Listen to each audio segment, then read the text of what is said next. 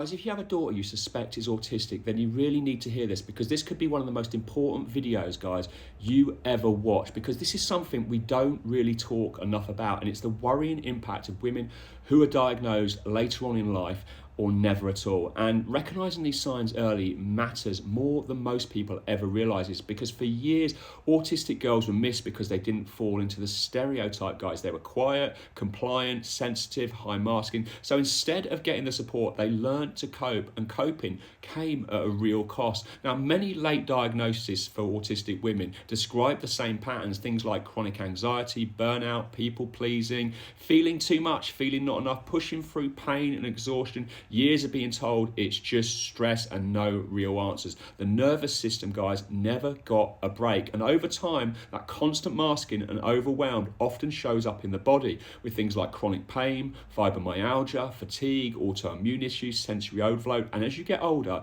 it gets worse. And this isn't a coincidence, guys. It's what happens when a nervous system spends decades in a survival mode. Now, we've spoken before about cultural examples, even storylines on TV that are starting to reflect this. But this isn't just a storyline, guys. For many, this is real life.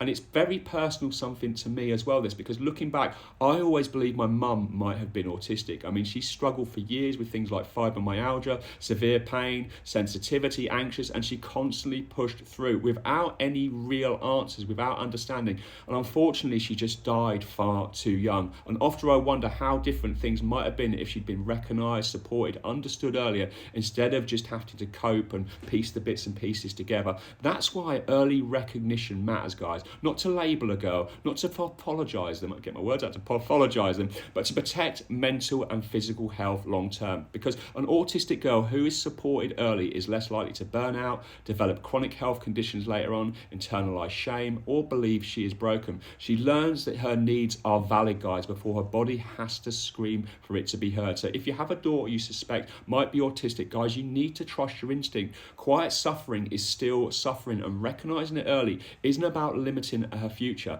It's about actually giving it a one, guys. And if you resonate with this, what I'm saying today, I'd really like to hear your thoughts and experiences in the comments. I'm Oliver, I'm the creator of Ask Ali. It's the free website we've created to help thousands of SEND families every single day and disabled people with all kinds of things. And you can either Google it, or you can come to my bio and you can click on my link tree, and there's a whole host of resources there that you can actually use. Guys, I will catch you in the next video.